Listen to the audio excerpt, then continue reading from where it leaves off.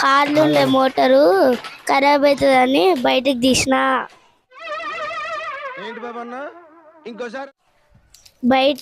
Motor బయటకు తీసినాక experiment చేద్దాం.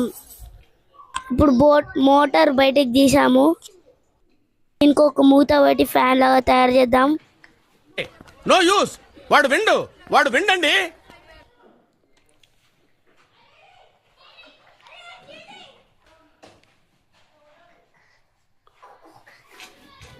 మూత అయితే పెట్టాము. దీనికి ఒక బ్యాటరీ పెట్టి ఎలా తిరుగుతుందో చూద్దాం.